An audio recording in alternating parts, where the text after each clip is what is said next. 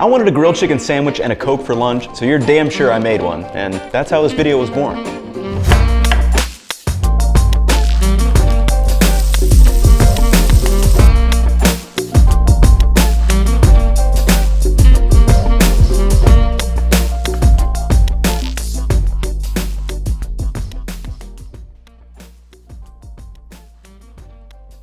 Ladies and gentlemen, no better place to start than with my favorite condiment, pickled onions. So we're gonna take this red onion and then we're gonna slice the ends off of both sides and remove the outer skin.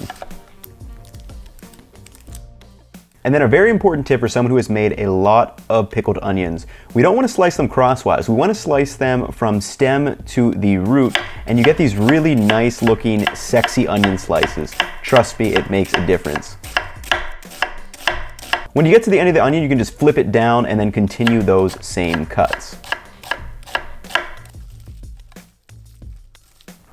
Now we're going to gather up those gorgeous onion slices and just throw them into a mason jar and just fill them up as much as you can. Don't be afraid to give them a little push down if you need to.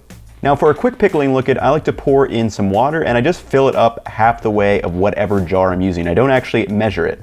Then with the other half, I'm going to fill that in with just some regular white vinegar.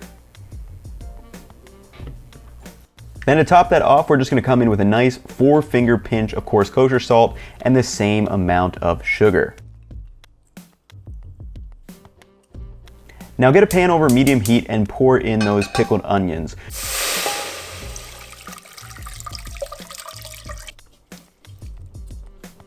We're going to bring them up to just like a simmer or boil and then immediately turn off the heat, and you can add them back to that mason jar.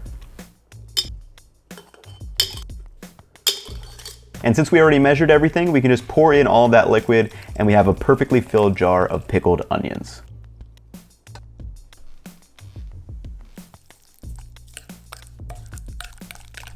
With the pickled onions done, let's make a quick marinade for that chicken using some mayo, some hot sauce, and some cumin seeds.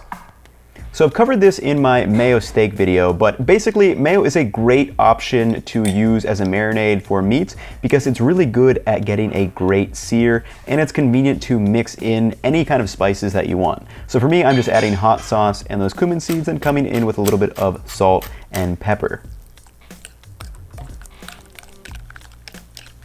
With that mixed up, now I'm just gonna get my chicken thighs out. I'm using skinless and boneless, and I'm just gonna lightly trim, some extra fatty pieces if I notice any. And I'm also going to kind of slice into the meat and flay it out just so it lies a little bit more flatly so we get that even cooking throughout when it's on the griddle.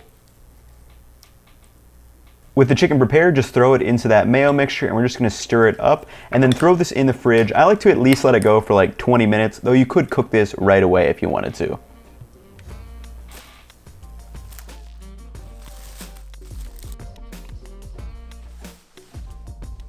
For toppings, you can really use anything that you want, but for this kind of chicken sandwich, I like to keep the toppings kind of light and fresh.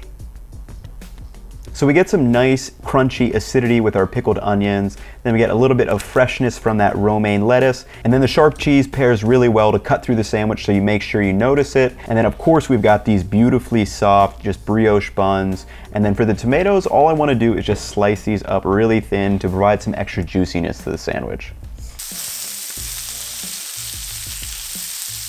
Get a cast iron over medium-high heat and we're gonna pull our chicken out of the fridge and add it to the griddle.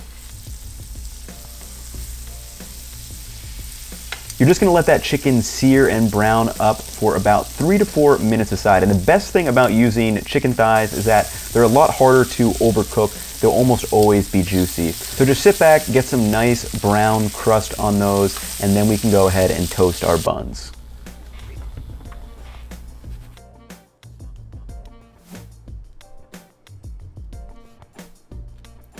With all those sandwich components ready, let's prepare this sandwich. I like to start with that chicken thigh on the bottom, let those juices kind of soak down into the brioche bun, then come in with the tomatoes on kind of a rough surface so they don't slide around on the sandwich. Then we're gonna hit it with those pickled onions. Seriously, do not sleep on these. I keep some of these in my fridge at all times. They go good on anything. Lastly, I'm just gonna come in with a half piece of that Cooper Sharp, hit it with a little bit of romaine, and we can top our sandwich.